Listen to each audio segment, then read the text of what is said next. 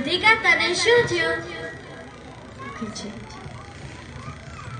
માસી માસી વિધિકાને પેટમાં દુખે છે. એ સાંભળો છો? અહીં આવો તો, વિધિકાને કઈ થયું છે? શું થયું મારી દીકરીને? તેને પેટમાં દુખે છે. તો ચાલ દવાખાને લઈ જઈએ. ના, હું આને બાબા પાસે લઈ જઈશ. ના, દવાખાને લઈ જઈએ. ના, હું આને બાબા પાસે જ લઈ જઈશ. જે તને યોગ્ય લાગે તે. જય બાબા કી જય. બાબા બાબા, મારી દીકરીને કઈ થયું છે? શું થયું છે તારી દીકરીને? તેને પેટમાં દુખે છે. હું જોઈને કહું. તારી દીકરીને કાળી ચૂડેલ વર્ગી છે, તો તમે એને ઠીક કરી આપો. સારું, નાળિયેર લેતા આવો.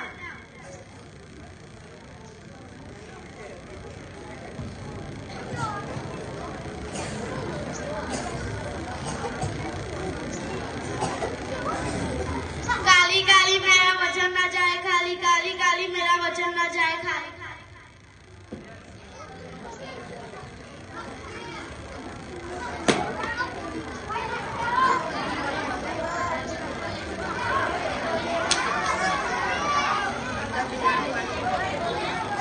અંદરથી લાલ પાણી નીકળ્યું. बताए बेटा, એમ बताए, ખોલીને આને बताए. કાળી ચૂડેલ વર્ગી છે. હવે આને તમે ઘરે લઈ જઈ શકો છો. ઠીક છે. પહાડ વાલે બાબા કી જય. પહાડ વાલે બાબા કી જય. હા હા. બાબા, મારી દીકરીને હજી પેટમાં દુખે છે. તેના માટે મારે વિધિ કરવી પડશે. વાંધો નહીં, ખર્ચો થશે. વાંધો નહીં. સામગ્રી લેતા આવો.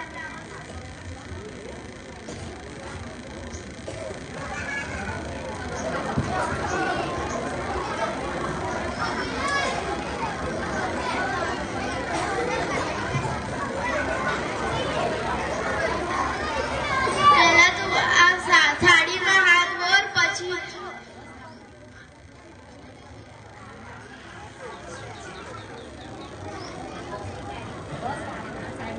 તું પહેલા થાળીમાં હાથ મૂલ, પછી આ કાગળ ઉપર હાથ મૂલ.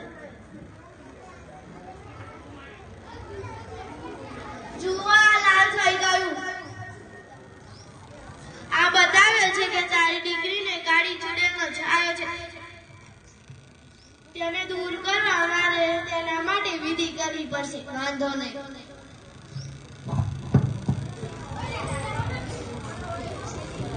બહેન ગઈ વિધિકાને લઈને બાબા પાસે ગઈ હતી.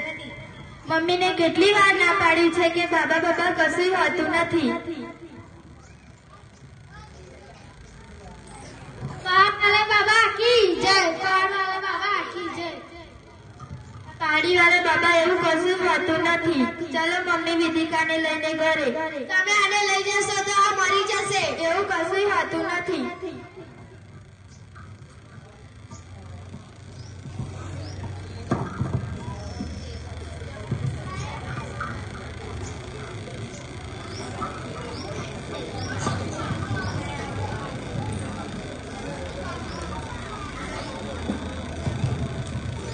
ડોક્ટર, મારી બહેનને પેટમાં દુખે છે. હું જોઈને કહું. આને પાણીની કમી છે. પણ પહાડી વાળા બાબાએ તો એવું કીધું કે તેને કાળી ચૂડેલનો છાયો. હા હા, એવું કઈ હોતું નથી. પહાડી વાળા બાબાએ નારિયેળમાંથી લોહી કાઢ્યું તો તમે કાઢી શકો છો. હા, બસ નારિયેળ લઈ લો.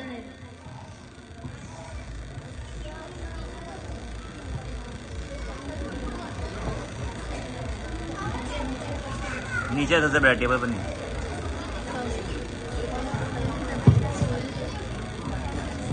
આજ નારિયેળ હતો ને તમારા બાબા પાસે? હા.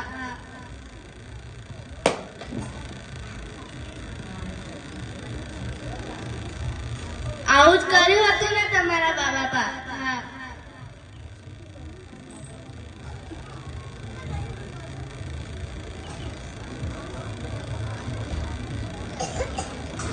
અમારા બાબાએ તો કાગળ પર લાલ હાથ બતાવ્યા હતા. તમે બતાવી શકો છો? હા, કેમ નહીં.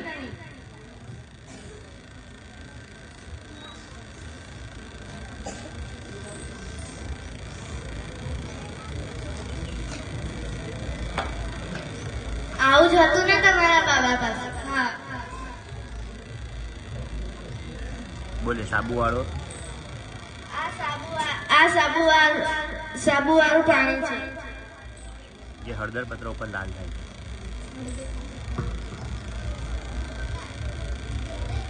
આ હળદર પત્ર છે.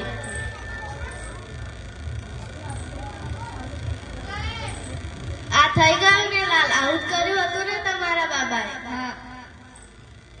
હું આને થોડી દવા આપું છું, તેનાથી તે ઠીક થઈ જશે. સારું. તો શું અમારા બાબાએ અમને લૂંટ્યા?